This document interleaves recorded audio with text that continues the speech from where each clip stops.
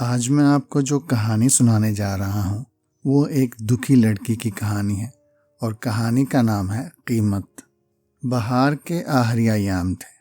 Cherry के फूल अपनी चमक दमक खो चुके थे। फूलों की दुकानों पर सोसन के गुलाबी और नीले फूल ही दिखाई दे रहे थे। हिज़ां की आमद दिलों में एक अजीब अफसुर्दगी और मजाज में पसमुर्दगी पैदा करने लगती है। चेरी के उस दरख्त तले ज़मीन पर आड़ी तिरछी लेटी रोहनी की निगाहें आसमान की वस्तों पर मरकूज थी। उसका लिबास सख्त बदबूदार, बाल उलझे हुए और चेहरा मैल की तहों तले दबा था। वो गुज़िश्ता रोज से भूखी प्यासी यहाँ पड़ी थी। उसके करीब एक प्लास्टिक बैग में रोटी और सालन पर कीड़े मकोड़े अपनी ज़ियाफ़त उड़ा रहे थे। अहले इलाका में से कोई ना कोई फ़र्द उस पर तरस खाकर ऐसा लिफाफा उसके पास फेंक जाया करता था जिसे कभी तो वो खा लेती, लेकिन कभी यूं ही पड़ा हशरात की ज़ियाफ़त का सामान बना करता। आसमान ने सुरमई चादर ओढ़ने की तैयारी शुरू कर दी थी। यकलख्त रोहनी के वजूद में जुम्बिश पैदा हुई। उसे दो अफराद का हैवला दिखाई दिया। चंद लम्हों बाद ये हैवले एक महसूस संप में बढ़ते नजर आए। रोहनी किसी न किसी तरह हिम्मत मुजतमा करके उठ खड़ी हुई। उसे इन अफराद के गायब होने से कबल उनका ताक़ुब करना था। आनंद थकावट से चूर घर लौटा तो रूपा ने मुस्कुराते हुए उसका इस्तकबाल किया। आज इतनी देर लगा दी? उसने मोहब्बत से इस्तफसार किया और एक गिलास में पानी उसे थमा दिया। हाँ, बस ऐसे ही बैठा रहा था कि शायद कोई गाहक मिल जाए। आनंद ने गहरी सांस भरते हुए जवाब दिया। वो एक जुफ्त साज था।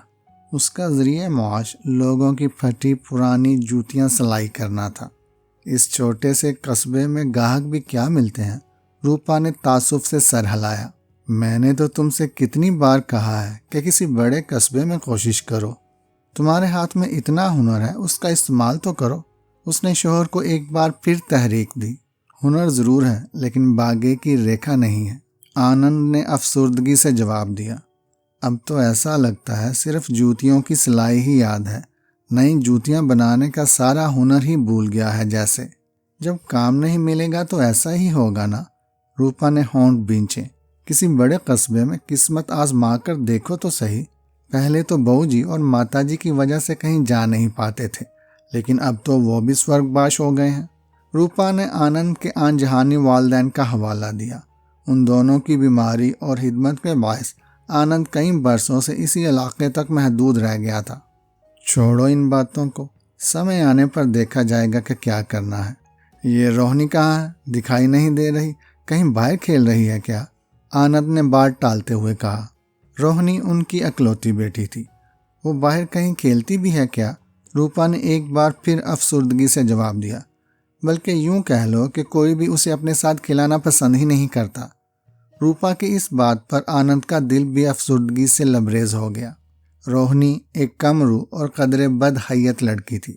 उसकी रंगत स्याही माइल, आंखें बेहद छोटी, अंदर को दंसी हुई और होंठ मोटे थे। चिपटी नाक, आगे निकली हुई पेशानी और रूखे सवैयों नुमा बाल भी उस बदनुमाई में अपना किरदार अदा करते थे। आम वालिदैन की तरह वो भी अपनी औलाद को कुदरत का हसीन शाहकार समझकर बेहद मोहब्बत करते थे। लेकिन इस ज़माने का क्या किया जाए कि उसके सीने में तो माँ बाप जैसा दिल और आंखों में उन जैसा नूर नहीं होता। इलाके के सभी बच्चे उससे कन्नी कतराते और उसे अपने साथ किसी भी खेल कूद में शरीक करने से गुरेज करते थे। वो उसे काली बिल्ली, कल्लो रानी, भूतनी, चुड़ैल जैसे अलकाबात से पुकारते। रोहनी का दिल लहूलुहान हो जाता। वो जख्मी निगाहों से उन्हें देखती, अपने घर चली जाती और किताबों में मगन हो जाया करती। अंदर पढ़ाई कर रही होगी फिर। अच्छी बात है, मैंने भी सोच लिया है कि उसे बहुत पढ़ाऊंगा। उसने एक जज़ब के आलम में कहा। भगवान तुम्हारी हर इच्छा पूरी करे। रूपा ने बड़ी मोहब्बत से शोहर को देखा। उसे सब्जी तरकारी लेने भेजा था, आती ही होगी बस। आनंद अब किसी गहरी सोच में गर्क दिखाई देने लगा था। उसकी हम मजाज रूपा ने यह तब्दीली फौरन भांप ली और उसके कंधे पर हाथ रख के कहने लगी, उल्टे सीधे विचार मन में क्यों लाते हो? उल्टे सीधे तो नहीं है, हकीकत ही सोच रहा हूँ कि ऊपर वाले की लीला भी निराली है। हमारी औलाद हमारे बजाय तुम्हारा रंग रूप भी तो चुरा सकती थी। उसने अपने होंठ कुचले। क्यों भाई, तुम में किस चीज़ की कमी है? सिर्फ शक्लो सूरत हसीन होने से तो कोई सुंदर नहीं होता। असल सुंदरता तो मन की होती है, और तुम जैसा सुंदर मर्द मैंने कहीं देखा ही नहीं। तुम हर किसी का ख्याल रखते हो, सम्मान देते हो, रिश्तों को अच्छी तरह निभाते हो। असल सुंदरता तो यही होती है। रूपा ने बड़ी मोहब्बत से जवाब दिया। आनंद को उसकी मोहब्बत और हुलूस पर कोई शुबा नहीं था, ताहम वो ज़मीनी हक़ाइक़ भी नज़रअंदाज नहीं करता था। और फिलुल वक्त सबसे बड़ी हकीकत यही थी कि रोहनी उसकी तरह बदसूरत थी। ज़ाहिरी शक्लो सूरत और खूबसूरती पर मर मिटने वाली इस दुनिया में अपनी बेटी के मुस्तकबिल की सोचें उसे अक्सर बेकल कर दिया करती थी। उसे इल्म था कि ये तफरुकात रूपा को भी लाहक हैं, लेकिन वो उसकी दिल आज़ारी के ख्याल से हमेशा तस्वीर का मस्बत पहलू ही दिखाया करती थी। उसने आनंद की थकावट दूर करने के लिए उसकी टांगें दबानी शुरू कर दी। उसे अब रोहनी की आमद का इंतज़ार था ताकि जल्द अज जल्द खाना बना सके। 10 साल रोहनी काफ़ी देर से दामोदर की दुकान पर खड़ी अपनी बारी की मुंतज़र थी। उसके बाद आने वाले ग्राहक सब्जी लेकर चले गए थे, लेकिन वो हनूज वहीं खड़ी थी। काका जल्दी से आलू और प्याज दे दो ना, कब से कह रही हूँ तुम्हें, वो झंझला कर बोली। दामोदर ने बैंगन से भरा एक लिफाफा अपने सामने खड़े घनश्याम को थमाया और नागवारी से उसे देखते हुए बोला, फारग दिखाई दे रहा हूँ क्या मैं तुझे? सब्र नहीं होता क्या? इतनी देर से सब्र ही तो करके खड़ी हूँ काका, जल्दी करो ना, वो तनक कर कहने लगी। तो तेरी कौन सी ट्रेन छूट रही है? दामोदर इस्तहज़ाइया हंसा। हाँ तो मैंने कब कहा कि ट्रेन छूट रही है? इंसान को और भी तो कई काम होते हैं। मैं अपना होमवर्क छोड़कर यहाँ आई हूँ, वो भी अपने साबका अंदाज में बोली। तूने पढ़ लिख कर कौन सा कमिश्नर लग जाना है? दामोदर ने तंज किया और उसका मतलूबा सामान तैयार करने लगा। मेरे 1-2 जूतों के जोड़े सिलाई होने हैं, वो भी ले जाना, अपने बापू को दे देना। लेने मैं खुद ही आ जाऊंगा, दामोदर ने एक तौक़ुफ़ के बाद कहा। रोहनी चंद लम्हों के लिए सोच में मुब्तला हुई, फिर एक फैसले पर पहुंचकर कहने लगी, ठीक है दे दो, ले जाऊंगी। वो दुकान में मेज़ के नीचे रखे हैं, मेरी कमर में ज़रा दर्द है, झुक नहीं सकता, निकाल लेगी तो बड़ा उपकार होगा। दामोदर का अंदाज यकसर तब्दील हो गया। रोहनी ने इस बात में सर हिलाया और अपना सब्जी का थैला एक जानिब रख कर दुकान में दाखिल हो गई। वो वहाँ मेज़ के नीचे पड़े हैं। दामोदर ने अकबी समत पर्दे के पीछे इशारा किया। रोहनी बिला तामुल आगे बढ़ गई। दामोदर ने मुख्तात निगाहों से चारों अतराफ का जायज़ा लिया और रोहनी के अक़ब में चला गया। रोहनी ने इतनी देर में मेज़ तले से वह जूते निकाल लिए थे। कोई थैला दे दो मुझे ये जूते डालने के लिए, वो उजलत में बोली। हाँ देता हूँ, ज़रा दम तो ले। दामोदर ने पुरहवस निगाहों से उसे देखा और कलाई थाम ली। ये क्या कर रहे हो काका? वो बुदक गई। कुछ नहीं, मैं तो तुझे कहानियों की एक किताब देना चाहता था, तुझे बहुत पसंद है ना किताबें? उसने रोहनी को पुचकारा। हाथ छोड़ो पहले मेरा, वो मचल कर बोली। कम उम्री के बावजूद उसे रूपा ने अच्छे और बुरे की पहचान करा रखी थी। वो जानती थी कि रोहनी जैसे बच्चे किसी भी ज़हनी बीमार शख्स के लिए बहुत आसान हदफ हुआ करते हैं। वो प्यार, खलूस और मीठे बोलों के लालच में ऐसे अफराद की हवस की बेंच चढ़ जाया करते हैं। अरे इतना गुस्सा क्यों हो रही है? मैं तो तेरा काका हूँ। क्या हुआ अगर मैंने प्यार से तेरा हाथ पकड़ लिया? मुझे पता है कोई भी तेरे साथ नहीं खेलता, तू बहुत अकेली है। मुझसे कहानियों वाली किताबें ले लिया करना, तेरा समय भी अच्छे से बीत जाया करेगा। दामोदर ने उसे एक और चारा डाला। रोहनी को शिद्दत से कुछ गलत होने का एहसास होने लगा।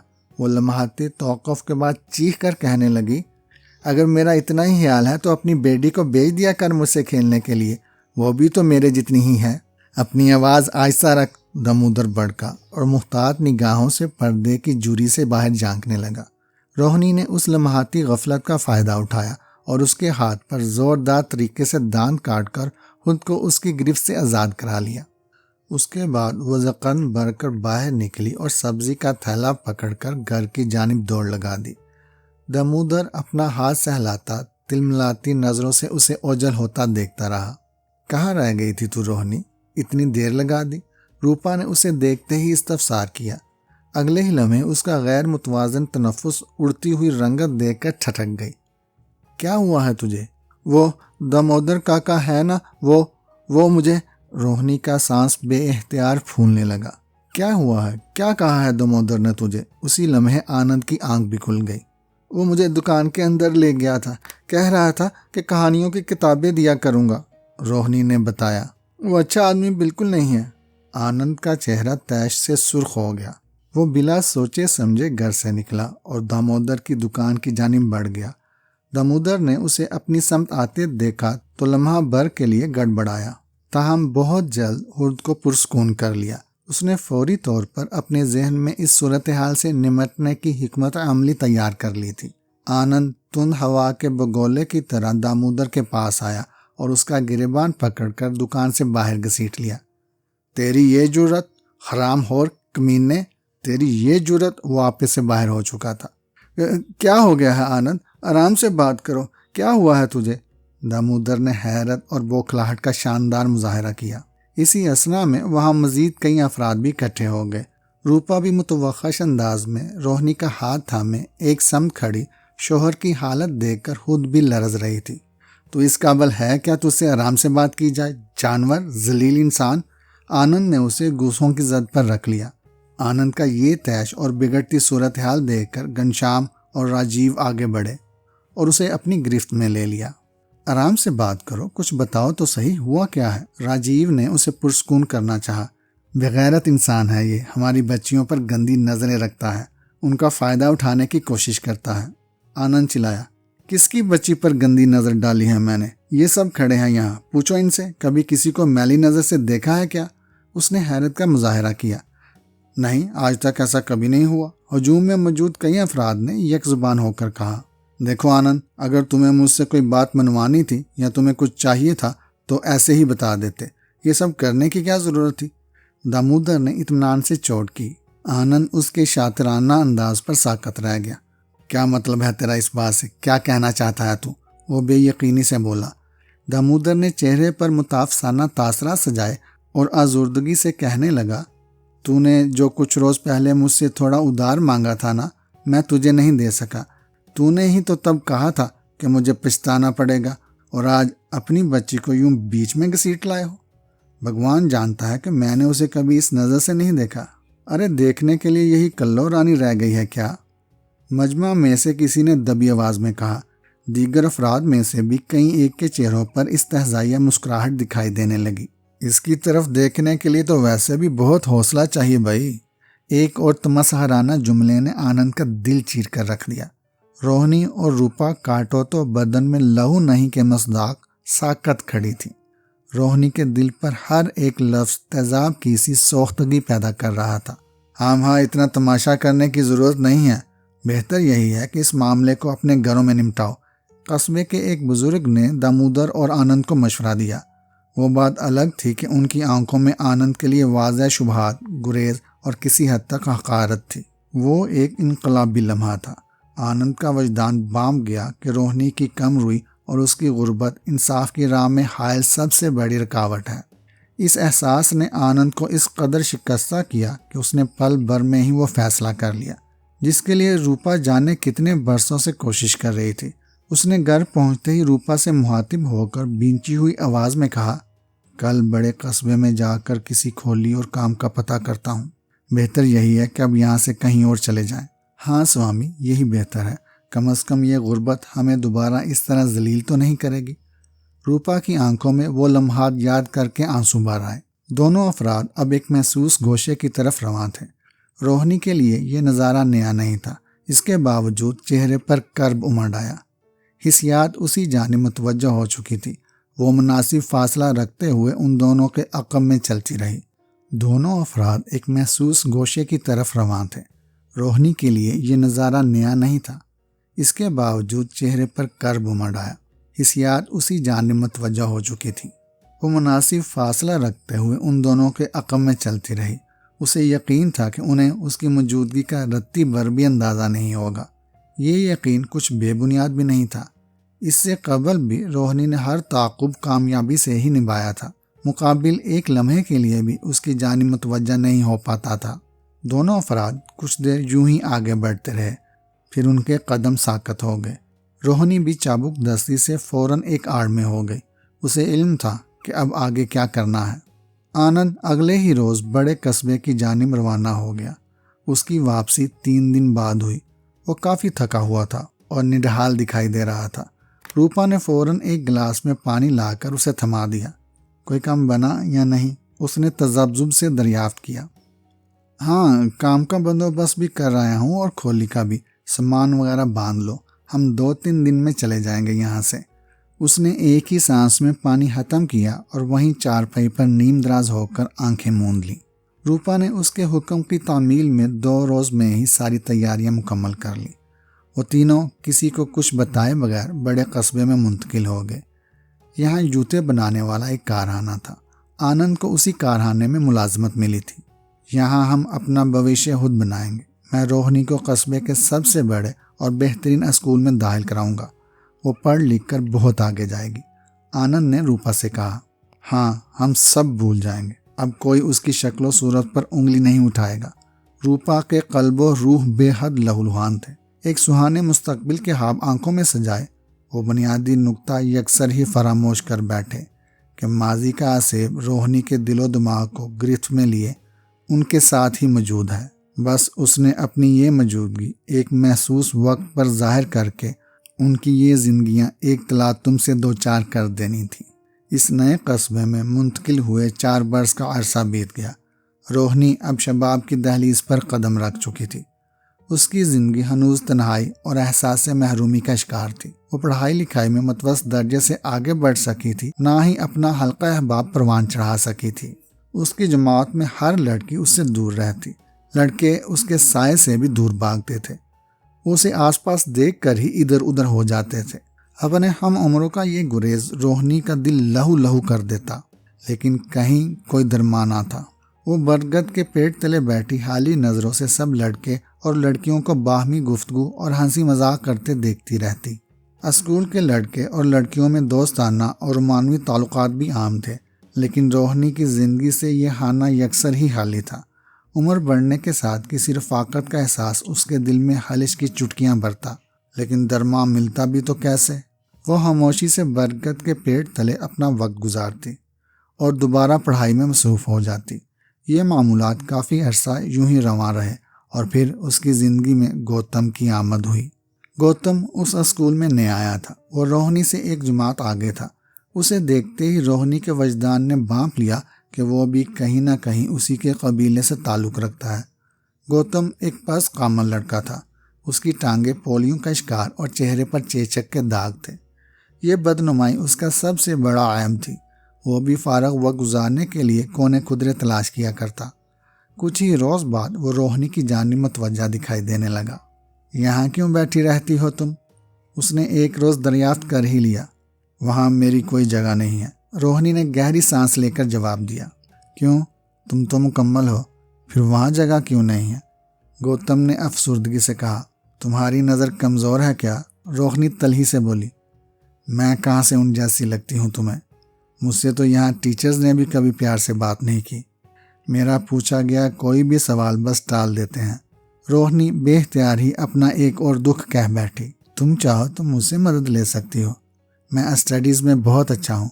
गौतम को यकदम अपनी अहमियत का एहसास हुआ।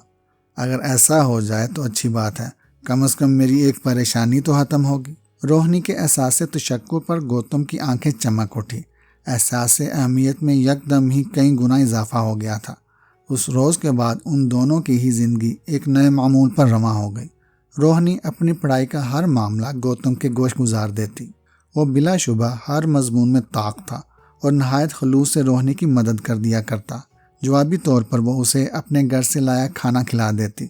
उसकी पसंद और नापसंद, ख्वाबों और आरजुओं के मुताल्लिक गुफ्तगू सुनते रोहिणी के दिल में एक दरीना खलिश धीरे धीरे इत्मीनान में तब्दील हो गई थी। गौतम से दोस्ती इस्तवार होने के बाद उसके दुख में कदरे कमी महसूस होनी शुरू हो गई थी। अब वो मुस्तकबिल की बाबत सोचने के बजाय हाल की खुशगवार घड़ियां जहन में दोहरा कर मसरूर हुआ करती। इस नए रिश्ते की महक से मशहूर होते अभी 2 माह का अरसा ही बीता था कि तकदीर ने एक और गाँव लगा दिया। दोनों अफराद अब एक दरख्त के तले बैठ गए थे। रोहिणी ने उनके एक और करीबी दरख्त की आड़ ले ली। अब वो दोनों उसे वाज़े तौर पर दिखाई दे रहे थे। वो एक कम उम्र जोड़ा था लड़के की उम्र तकरीबन 19 बरस थी। वो एक खुशपोश, कदरे दबती हुई रंगत और आम से नकोश का हामिल इंसान था। लड़की की उम्र 17 बरस से ज़्यादा ना थी। उसकी रंगत खिलती हुई और नकोश भी जाज़िबे नज़र थे। उन दोनों के चेहरे पर परेशानी हवीदा थी। रोहिणी ने अपनी हिसियात मुकम्मल तौर पर उनकी जानिब मुतवज्जा कर ली। उसे अब उनकी गुफ्तगू भी वाज़े सुनाई देने लगी थी। क्या हालात हैं अभी? लड़के ने उसका हाथ नरमी से थाम कर दरियाफ्त किया। वैसे ही हैं, मेरी बात कोई भी समझने के लिए तैयार नहीं। लड़की ने अफसुर्दगी से जवाब दिया। लेकिन तुम्हें उन्हें समझाना होगा, वो इतनी जल्दी तुम्हारा ब्याह कैसे कर सकते हैं? लड़का झिंझलाया। मैं तो कई बार कह चुकी हूँ कि मुझे अभी अपनी पढ़ाई मुकम्मल करनी है, लेकिन घर वाले कहते हैं ब्याह के बाद पढ़ती रहना। उसकी आंखों में आंसू चमके। तुम्हारा ब्याह सिर्फ मुझसे होगा, इसके लिए हमें घर से ही क्यों ना भागना पड़े। माँ बाप का क्या है, वो तो बाद में औलाद को हुश देकर सब भूल ही जाते हैं। लड़की गहरी सांस भर के खामोश हो गई। उसकी पेशानी के बल अंदरूनी तफक्कुरात के गुमाज थे। रोहिणी को इल्म था कि अब यह सूरत हाल क्या रुख इख्तियार करेगी। उसकी आंखों में वहशत सी उतर आई। उसने चंद लम्हों तक मुतलाशी नज़रों से अपने अतराफ में देखा और एक जानिब दिखाई देने वाले पत्थर उठा लिए। अपने हाथ अक़ब में मोड़े वो दरख्त की आड़ से निकली और उन दोनों की जानिब बढ़ गई। उसके लहू में चिंगारियां सी छूट रही थी। गौतम 3 रोज से स्कूल से गैर हाजिर था। रोहिणी शदीद बेचैनी में मुब्तला हो चुकी थी। इन 3 दिनों में उसे अंदाज़ा हुआ कि उसकी ज़िंदगी में अकलौते दोस्त सामे, हमदर्द, गमखार और खुशगवार जोंके की हैसियत से गौतम का मुकाम किस कदर अहमियत इख्तियार कर चुका है। चौथे रोज़ जब वह स्कूल में बरगद के महसूस दरख्त तले बैठा दिखाई दिया तो रोहिणी को ऐसा महसूस हुआ कि उसका वजूद अब मुकम्मल हो गया है। वो लपक कर उसकी जानिब बढ़ी और उसे करीब से देखते ही ठिठक गई। गौतम काफ़ी नकाहत ज़दा दिखाई दे रहा था। उसकी आंखों के तले हल्के और होंठ पिपड़ी ज़दा थे। क्या हुआ है तुम्हें? कहाँ गायब थे इतने दिन से? तबीयत तो ठीक है ना तुम्हारी? वो बेरफ्तगी से कहती चली गई। हाँ ठीक हूँ बस। गौतम ने अफसुर्दगी से सर झुका लिया। नहीं, ठीक नहीं हो तुम। बताओ मुझे क्या हुआ है? रोहिणी मुसर हुई। टांग का इन्फेक्शन बहुत बढ़ गया है। डॉक्टर ने कहा है कि ऑपरेशन ना करवाया तो बाद में टांग काटने की नौबत भी आ सकती है। गौतम ने होंठ कुचलते हुए बताया। उसकी वाहद सलामत टांग पर एक फोड़ा निकला था जो बढ़ते बढ़ते शदीद इन्फेक्शन की सूरत इख्तियार कर गया था। भगवान ना करे, ऐसी बातें मुंह से क्यों निकालते हो? रोहिणी होल गई। तो और क्या करूं? अभी दीदी के ब्याह का खर्चा भी सर पर है। अभी फौरी ऑपरेशन नहीं हो सकता। मुझे दुख बस ये है कि मेरे सपने अधूरे ना रह जाएं। उसने शिकस्तगी से सर झुका लिया। क्या सपने हैं तुम्हारे? रोहिणी ने बड़े हलूस से दरियाफ्त किया। मैं भी एक नॉर्मल इंसान की तरह जीना चाहता हूँ। सोचा था कि इसकी जगह नकली टांग लगवा लूँगा, पढ़ाई मुकम्मल करके नौकरी करूँगा, 4 पैसे कमाऊँगा और फिर एक अच्छी सी लड़की से ब्याह कर लूँगा। लेकिन यहाँ तो दूसरी टांग भी मेरा साथ छोड़ने लगी है। उसने हसरत से बताया। रोहिणी का दिल शिद्दत से धड़क उठा। क्या तुमने कोई अच्छी लड़की देख रखी है? वो बेइख्तियार पूछ बैठी। हाँ, एक लड़की है जिसका मन बहुत उजला और पवित्र है, जिसके दिल में प्रेम और सच्चाई है। गौतम ने गहरी नज़रों से रोहिणी को देखा। रोहिणी को अपने रुखसार और कानों में एक अजीब नोयत की हिद्दत फूटती महसूस हुई। यह एहसास बहुत गैर मानूस ताहम बेहद फरहत आमेज भी था। कितने पैसे चाहिए तुम्हें दोनों ऑपरेशंस के लिए? उसने किसी सोच के तहत दरियाफ्त किया। जवाब में गौतम ने एक भारी रकम बता दी। रोहिणी किसी गहरी सोच में मुब्तला हो गई। चंद लम्हों बाद उसके जहन में एक ख्याल दर आया जिस पर अमल पैरा होकर गौतम का ये मसाला हल किया जा सकता था। मैं तुम्हारे बगैर नहीं रह सकती रोहित। मैं घर से भागकर ब्याह के लिए तैयार हूँ। रोहिणी को आगे बढ़ते हुए लड़की की आंसुओं में डूबी आवाज़ सुनाई दी। रोहिणी के होंठ भींच गए। वहशत अब नाकाबिले बर्दाश्त होने लगी थी। उसने दायां हाथ आगे किया और दरमियानी जिसामत का पत्थर लड़की को दे मारा। पत्थर लड़की की पेशानी पर लगा। वो बुलबुला कर रह गई। उसकी जुबान से बेख्तियार मुगल्लज़ात बरामद होने लगी। एक क्या हरकत है ये? कौन है तू? रोहित नामी उस लड़के ने भी एक नामुनासिब लफ्ज़ इस्तेमाल किया। रोहिणी ने बायां हाथ आगे निकाला और दूसरा पत्थर उसे दे मारा। अगले ही लम्हे रोहित का कंधा झुंझुना उठा। उसकी जुबान से मुगल्लज़ात बुछाड़ की तरह बरसने लगी। रोहिणी उन दोनों की हालत पर महफूज होती तालियां बजाने लगी। पागल है क्या तू? लड़की चिल्लाई। नहीं नहीं, पागल मैं नहीं बल्कि तू है। तुझे समझ क्यों नहीं आ रही? क्यों पागल बनी हुई है? रोहिणी ने भी चिल्लाकर कहा। छोड़ो इसे मधु, हम कहीं और चलकर बैठते हैं। इस पागल के मुंह क्या लगना? रोहित ने उसे नफरत से देखा। हाँ हाँ मधु, जा कहीं और जाके बैठ इसके साथ। फिर पता है क्या होगा? रोहिणी की जुबान अब फराटे भरने लगी थी। मधु की रंगत मुतगय्यर दिखाई देने लगी। चेहरे पर वाज़ेह तो ज़बज़ुब के आसार उभर आए। ये क्या कह रही है रोहित? वो सरासीमा हुई। कुछ नहीं कह रही, बकवास कर रही है। रोहित झंझला गया। तुम चलो, हम कहीं और चलकर बैठते हैं। रोहिणी की जुबान एक बार फिर फराटे भरने लगी। मधु के होंठ यकदम हुश और आंखें मुतवख्खिश दिखाई देने लगी। मैं अभी चलती हूँ रोहित, फिर बात होगी तुमसे। उसने अपना मजरूब सर हिलाया और उजलत में एक जानिब बढ़ गई। रोहित उसे रोकने के लिए अकब में लपका। रोहिणी उस सूरत हाल पर महफूज होते हुए अपना सर दाएं बाएं झुलाते हुए तालियां बजाने लगी। शाम के साए अभी गहरे नहीं हुए थे। रोहिणी उस वक्त एक सराफा की दुकान पर खड़ी थी। उसके हाथ में एक छोटी सी बालियां थी जो उसी की हथेली के पसीने से तर हो रही थी। वो पूरे एतमाद कदमों से दुकान में दाखिल हुई और एक काउंटर के सामने खड़ी हो गई। उसकी दाईं समत एक फरबा अंदाम औरत और मर्द मुख्तलिफ जेवरात देखने में मगन थे। वो अपने लिबास और अंदाज़ो अतवार से बेहद खुशहाल दिखाई दे रहे थे। रोहिणी की नज़रें तलाई जेवरात की जगमगाहट से हीरा होने लगी। यस मैडम, क्या खरीदना चाहेंगी आप? एक दरमियानी उम्र का सेल्समैन उसके पास चला आया। खरीदना नहीं है, उसने मताना से जवाब दिया।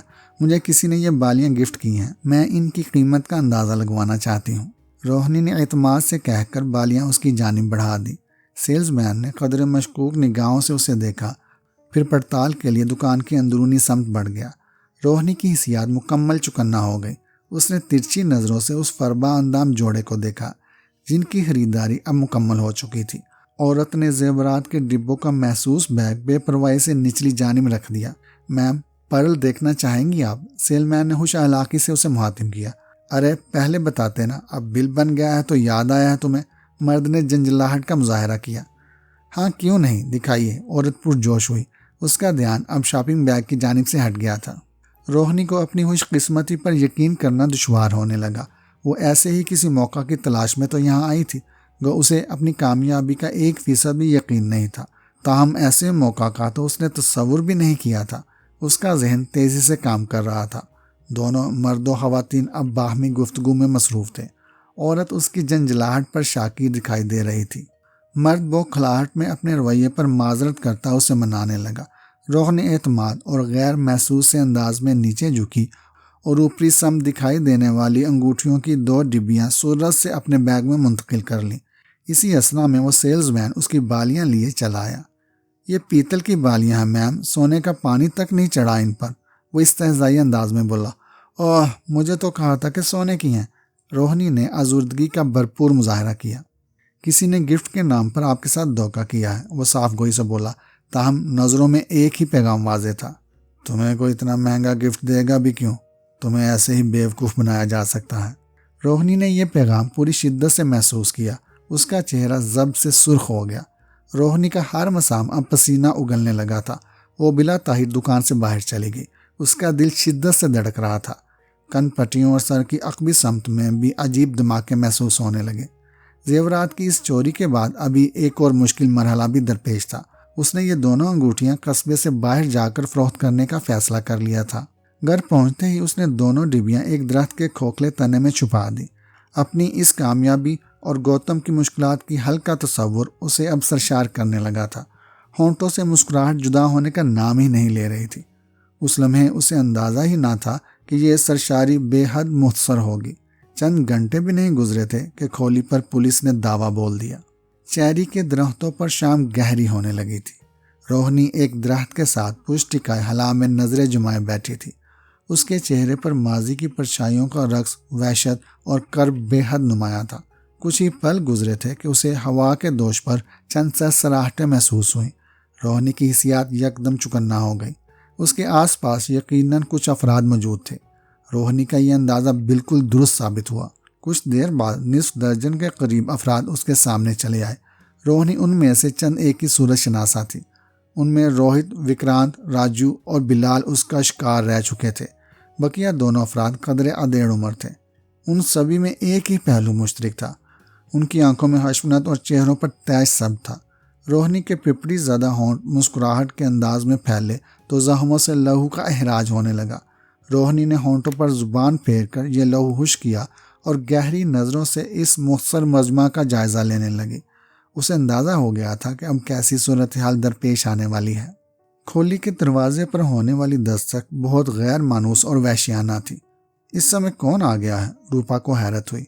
इस नए इलाके में कई बरस बीत जाने के बावजूद उनका हल्का अहबाब बहुत मुख्तसर था। रूपा ने मुतवख्खश होकर दरवाज़ा खोला और दो पुलिस एहलकारों को सामने देखकर मजीद हौल गई।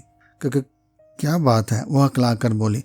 उसे इस लम्हे आनंद की कमी शिद्दत से महसूस हुई थी। आनंद आज सुबह ही किसी रिश्तेदार की वफात की इतला मिलने पर 2 रोज़ के लिए करीबी कस्बे में गया था। लड़की कहाँ है तेरी? सामने लाओ उसे। एक फरबा अंदाम और कदर तवील कामत एहलकार ने दुरुस्ती से कहा। रोहनी क्या हुआ है? क्या किया है उसने? रूपा की टांगें कांपने लगी। चोरी की है उसने। कहाँ है वो? सामने लाओ उसे। दूसरा एहलकार उसे धकेल कर अंदर चला आया। वो इस्तेहवानी सामत और स्याह रंगत का मालिक था। रोहनी भी इसी असना में बाहर चली आई। क्या शोर मचा रखा है? वो पुलिस एहलकार को देखकर हड़बड़ाने के बावजूद खुद को पुरसकून रखते हुए बोली। आइए मैडम जी, आपका ही इंतज़ार था। फरबानदाम एहलकार ने तंज किया। उसकी वर्दी पर गणपत लाल का बैज लगा था। मेरा इंतज़ार किस लिए? उसने संजीदगी से दरियाफ्त किया। तुमने आज मेहता एंड सन्स की दुकान पर चोरी की है। रघु सहाय नामी वो सियारो एहलकार दुरुस्ती से बोला। क्या सबूत है इस बात का? रोहनी ने बेधड़क पूछा। वो अपनी इस बेखौफी पर खुद भी हैरान थी। ये दिलेरी, एतमाद और साबित कदमी उसे गौतम की मोहब्बत ने दी थी और उस लम्हे उसे ऐसा महसूस हो रहा था कि उस मोहब्बत के सहारे वो सारी दुनिया से लड़ सकती है। उस दुकान के सीसीटीवी कैमरे में तुम ही अंदर जाती दिखाई दी हो, गणपत लाल ने कहा। रोहनी को ये सूरत हाल अपने लिए कदरे मुवाफिक महसूस हुई। और अंदर के किस कैमरे ने मुझे चोरी करते दिखाया है? वो जारहाना अंदाज में बोली। अंदर के कैमरों की रिकॉर्डिंग भी निकाल लेंगे हम किसी न किसी तरह। रघु साहब भी इसी अंदाज में कहने लगा। रोहनी पल भर में समझ गई कि अंदरूनी कैमरे खराब थे या किसी वजह से बंद थे। तो इससे ये कहाँ साबित होता है कि चोरी भी मैंने ही की है? यहाँ आने से पहले अपना होमवर्क तो पूरा करके आते। वो मजीद जार हुई। चोर कभी चोरी करके माना भी है? गणपत ने दांत पीसे। ये खोली तुम्हारे सामने है। सर्च वारंट दिखाओ और तलाशी ले लो कि मैंने क्या चोरी की है। रोहनी ने एतमाद से उसकी आंखों में झांका। अब तू हमें सिखाएगी कि अपना काम कैसे करना है? रघु सहाय ने उसे अश्वंत से घूरा। साहब छोड़ें, बच्ची है ये, ना समझ है। मेरा विश्वास करें, इसने कुछ नहीं किया। रूपा ने उसके सामने हाथ जोड़ दिए। ऐसे विश्वास नहीं आएगा। ऐसा कर, थाने चलकर जरा तसल्ली से विश्वास दिला हमें। रघु सहाय ने उसके बदन को नदीदगी से देखकर कहा। किस कानून में लिखा है ये कि बगैर सर्च वारंट किसी को यूं थाने ले जाओ? रोहनी ने भड़क कर कहा। गणपत ने उसकी आंखों में देखा और सर्द मोहरी से बोला, हमारे कानून में लिखा है। यह गलत है। रोहनी ने एहतजाज करना चाहा, लेकिन रघु सहाय ने उसका बाजू पकड़कर उसे बैरूनी दरवाजे की समत धकेल दिया। रूपा के साथ भी यही सलूक किया गया। रोहनी के बाहर निकलते ही पड़ोसी खोलियों के चंद अफराद दिखाई दिए जो हैरत और तअज्जुब से ये सारी कार्रवाई मुलाहिजा कर रहे थे। रूपा उन्हें आनंद को मतला करने की दरखास्त करना चाहती थी, लेकिन रघु और गणपत ने मौका ही नहीं दिया। वो उन्हें घसीटते हुए गाड़ी में बिठाकर थाने ले गए। रोहनी की बहादुरी और बेखौफी डगमगाहट का शिकार हो गई। रूपा और उसे बेदर्दी से हवालात के ठंडे फर्श पर फेंक दिया गया। रोहनी के दिलो दिमाग में अब एतराफ़े जुर्म की कशमकश बर्पा होने लगी। ऐन मुमकिन था कि वह रघु या गणपत के सामने माल मसरूका की बरामदी की हामी भी भर लेती, लेकिन उसी लम्हे एक कदरे अधेड़ उम्र का एहलकार उनके पास चला आया। चोरी के जुर्म में लाए हैं तुम्हें यहाँ? उसने दबी आवाज में पूछा। तुम्हें तो जैसे पता नहीं होगा ना। रोहनी ने तेज नजरों से उसे घूरा। जितना पूछा है उतना बता। परशुत्तम नामी वो एहलकार गुस्से में आया। उस जुर्म में जो हमने किया ही नहीं। मेरा विश्वास करो, हमने वाकई कुछ नहीं किया। रूपा ने बिलक कर कहा। यहाँ आने वाला हर मुजरिम यही कहता है। परशुत्तम हंसा। बहरहाल किसी शरीफ घर की लगती हो, इसलिए तरस खाकर बता रहा हूँ। अगर चोरी की भी है तो इन दोनों के सामने ये मान मत लेना, वरना इलाके में पिछले 10 साल की चोरियां भी तुम्हारे खाते में लिख दी जाएंगी। बाकी तो जो सलूक होता है तुम्हारे साथ वो होगा ही, दोनों सूरतों में ही होगा। रोहनी और रूपा के चेहरे एक लम्हे में ही सरसों की तरह जर्द दिखाई देने लगे। आनंद उस वक्त शिकस्ता हालत में हवालात की सलाहें थामे खड़ा था। उसकी रंगत जर्द और आंखें शदीद वहशत ज़्यादा दिखाई दे रही थी। सलाहों की दूसरी समत रूपा सरापाए अश्क बनी घुटनों के बल फर्श पर बैठी थी। उससे कदरे फासले पर हाली नज़रों से हला में घूरती रोहनी दीवार से पुष्ट लगाए मौजूद थी। रोहनी की बसारत पथराई हुई महसूस हो रही थी। पर्दाए तस्वुर पर अपनी और रूपा की आबरू रेजी के मनाजर सब्त होकर रह गए थे। रघु सहाय और गणपत ने पहले तो तशद्दुद के जरिए रोहनी की जुबान खुलवानी चाहिए। उसके बाद दोनों माँ बेटी के साथ इज्तमाही तौर पर शैतानी खेल का आगाज़ कर दिया। उन दोनों के अलावा परशुतम और मजीद 2 एहलकारों ने इस बहती गंगा में हाथ धोए थे। उनकी वहशत और बर्बरियत के निशान अहलिया और बेटी के बदन पर सब देखकर आनंद अपने होशो हवास खोने लगा था। वो कुछ देर तो अपना सर सलाहों से पटकता रहा, फिर बीची हुई आवाज़ में कहने लगा, मैंने तुम लोगों की ज़मानत करवा ली है। हम निर्दोष हैं, कुछ नहीं किया हमने। रूपा ने भी अपना सर सलाहों से पटा। उसके ये अल्फाज सुनकर रोहनी की आंखों में कर्ब और वहशत मजीद गहरी हो गई। जो हो गया है उसे बदला तो नहीं जा सकता, फिलहाल घर चलो मेरे साथ। आनंद ने अपने आखिरी आंसू जब्त किए। उसी असना में परशुतम ने हवालात का दरवाज़ा खोल दिया। रूपा शिकस्ता कदमों से चलती बाहर निकल आई। रोहनी की हालत उससे भी सवातर थी। उसे अपना हर कदम मन्नो वजनी महसूस हो रहा था। केस अभी ख़त्म नहीं हुआ है, इन्हें तफ्तीश के लिए किसी भी समय बुलवाया जा सकता है। रघु सहाय ने अपने दांतों में माचिस की तीली से हलाल करते हुए आनंद को मुखातिब किया। आनंद ने शिकस्तगी से इस्बात में सर हिलाया और उन दोनों के हमरा घर चला है। मुझे क्षमा कर दो, भगवान के लिए मुझे क्षमा कर दो। रूपा ने घर आते ही उसके सामने हाथ जोड़ दिए। आनंद ने नरमी से उसके हाथ खोले और होंठ कुचलते हुए बोला, रसोई में दूध रखा है, हल्दी मिलाकर ले आओ, मुझे सादा ही दे देना। रूपा ने उसकी मोहब्बत और तशवीश को ममनून निगाहों से देखा और रसोई से 3 गिलासों में दूध ले आई। रोहनी को यकदम रफा हाजत महसूस होने लगी। वो रूपा को महसूस इशारा किए बैतुल हलाज चली गई।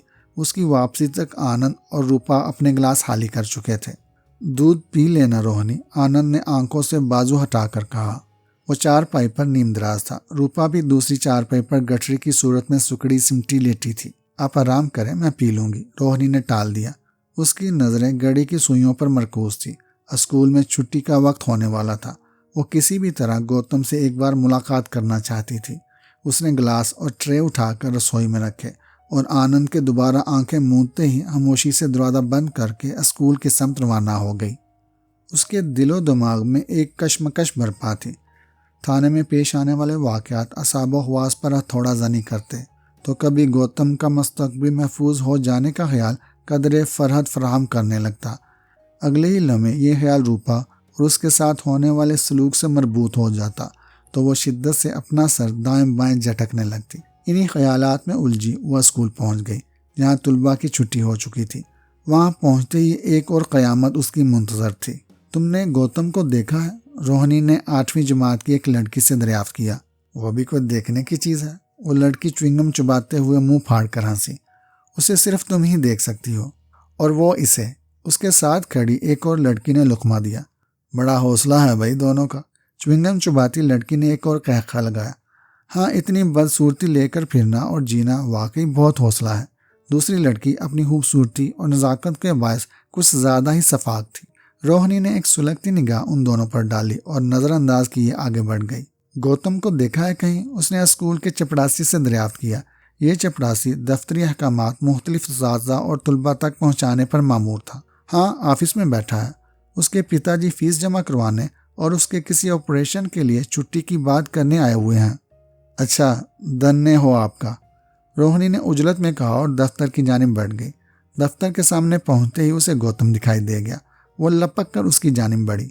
अरे रोहनी, तुम कैसी हो? कहाँ थी 2 दिन से? गौतम ने मतानत से दरियाफ्त किया। हाँ, मैं वो बस मेरी तबीयत ठीक नहीं थी। उसने लोद देती निगाहों से गौतम को देखा। सच क्यों नहीं बताती हो तुम? रोहनी की समात एक खुरदरी आवाज़ पर पड़ी। यह आवाज़ बहुत मनहूस थी। रोहनी का बदन साकत और सांस गोया लम्हा भर में रुक गया। उसके सामने परशुतम पटेल नामी वो हमदर्द खड़ा था जिसने पहले हमदर्दाना मशवरा दिया और फिर उन माँ बेटी को बेदरेग रौंदा था। सच बताओ ना कि तुम चोरी के इल्ज़ाम में हवालात रह कर आई हो और अब भी सिर्फ जमानत पर रिहा हुई हो। परशुतम फुंकारा। रोहनी को ज़मीनों आसमान घूमते महसूस होने लगे। ये आप क्या कह रहे हैं पापा? रोहिणी चोर? गौतम ने हैरत से बाप को देखा। हाँ, लेकिन तुम इसे कैसे जानते हो? उसने सख्ती से दरियाफ्त किया।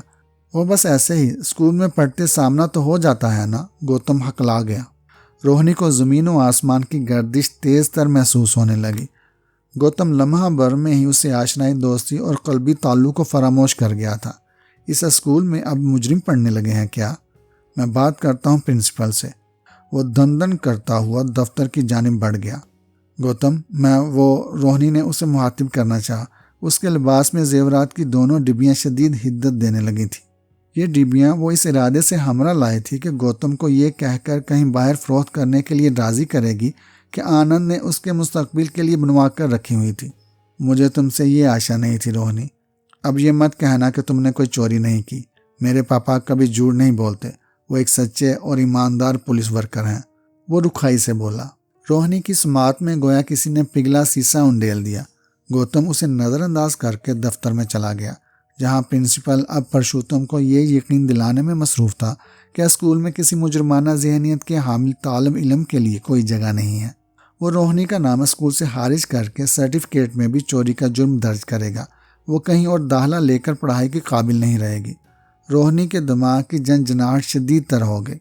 रूपा की आबरू रेजी और अपनी गलती के इस मिलाप की कशमकश जहन पर किसी पहाड़ का सा बोझ पैदा करने लगी। उस बोझ से निजात के लिए उसने अपना सर दाएं बाएं झटकना शुरू कर दिया, लेकिन कहीं कोई सुकून ना था। परशुत्तम बेटे को लिए दोबारा बाहर आया और एक हकारत भरी निगाह उस पर डाले आगे बढ़ गया। गौतम की नज़रों में शदीद रुखाई और अजनबियत थी। रोहिणी के जहन पर एक धुंध तारी थी। वो अपनी कैफियत से उलझती लड़ती सर दाएं बाएं झटकती घर चली आई। खोली के दरो दीवार एक अजीब सी सकूत की जद में थे।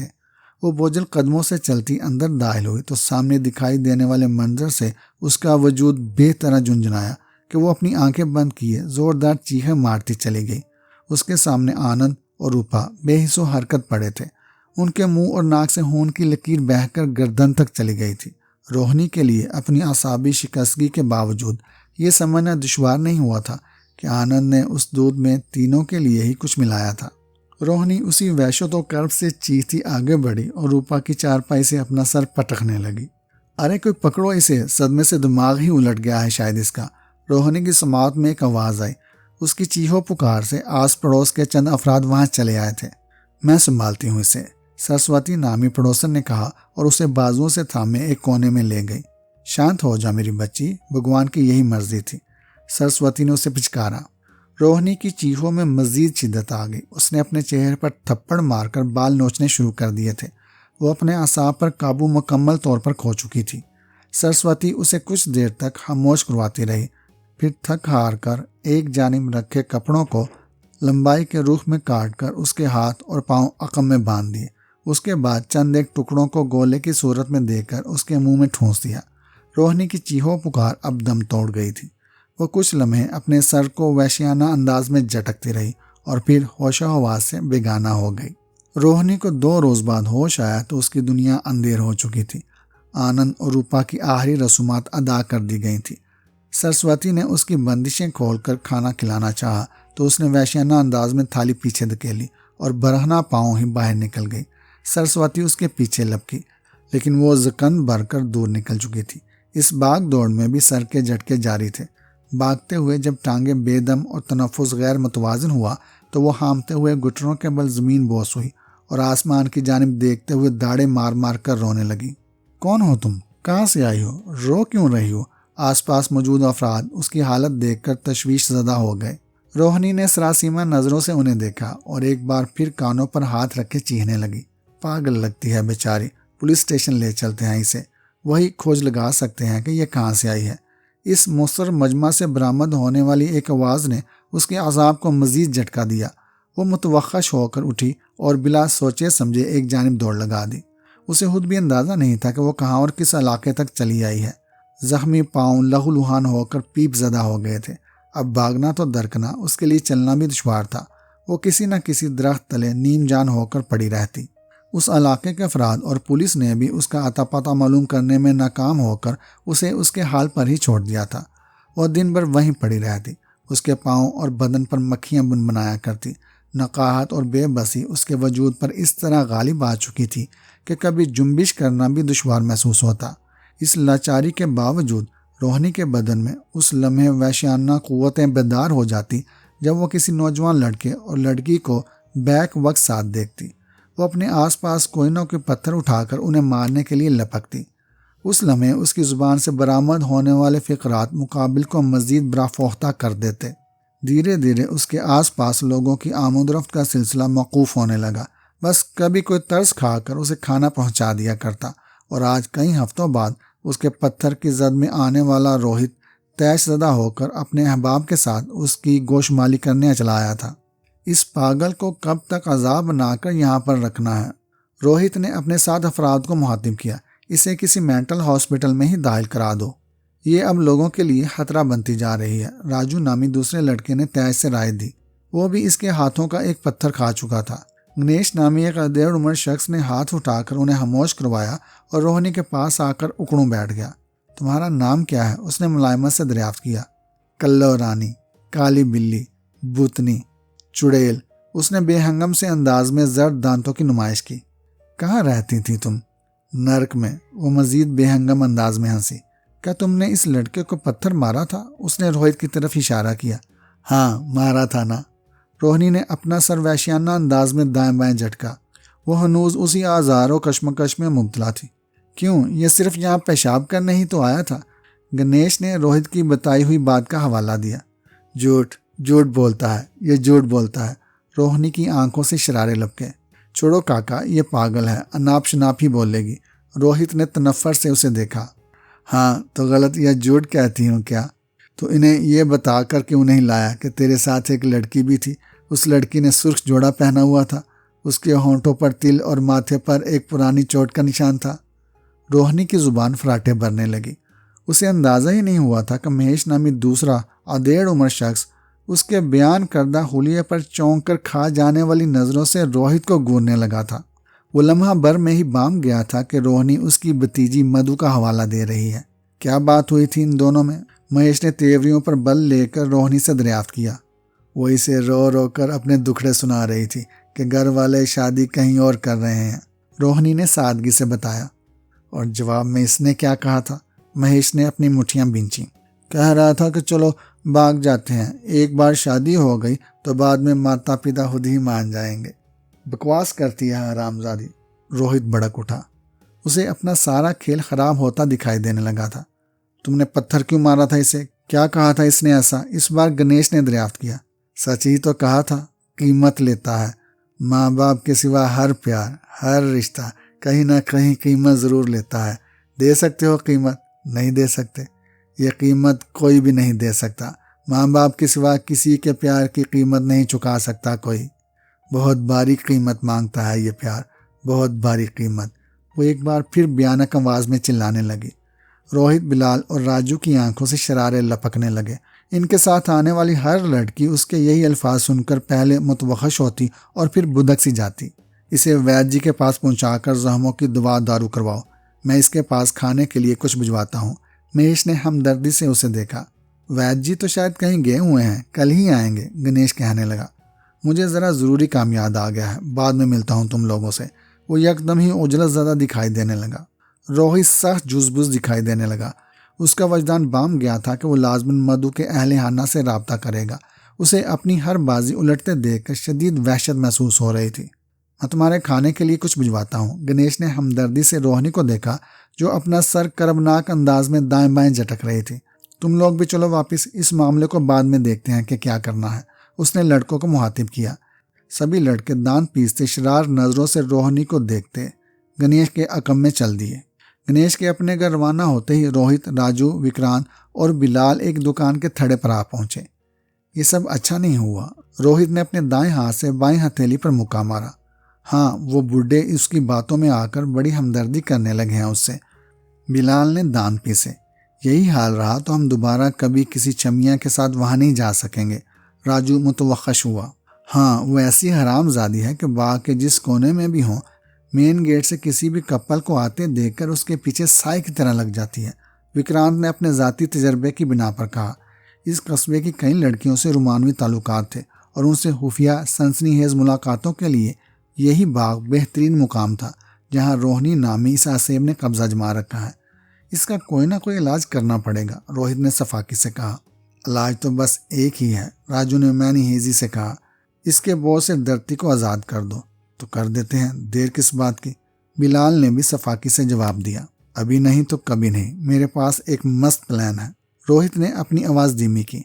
जल्दी बता, क्या चल रहा है तेरे दिमाग में, विक्रांत ने तजस्सुस से दरियाफ्त किया। रोहित ने अपनी आवाज़ मजीद धीमी की और इन्हें अपने मंसूबे से आगाह करने लगा। परफेक्ट, मेरी तरफ से तो डन है, राजू ने फौरन जवाब दिया। वो चारों अब मंसूबे की दीगर जजियात तय करने लगे। रोहिणी चेरी के उस दरख्त तले आड़े तिरछे अंदाज में लेटी थी। उसकी नज़रें दरख्त की शाहों पर मरकूज थी। दिलो दिमाग में आनंद और रूपा की यादें शदीद खलिश बर्पा किए हुए थी। यकदम उसकी आंखों से आंसू रवा हो गए। उसने नज़रें आसमान की जानिब उठाई और करब से कहने लगी, ऊपर वाले, ये कैसा अन्याय है तेरा। तूने इस संसार में बदसूरती क्यों बनाई? क्या हम जैसों का तमाशा देखने के लिए? अगर बदसूरती बनाई ही थी तो इस संसार का दिल माँ बाप जैसा क्यों नहीं बनाया? उनके सीनों में दिल के बजाय पत्थर क्यों बना दिए? मुझे अपने पास बुलाएगा तो ये भी पूछूंगी तुझसे कि तूने इंसान के दिल में चाहने और चाहे जाने की इतनी शदीद इच्छा क्यों पैदा कर दी कि वो हर अंजाम से ही बेखौफ हो जाता है।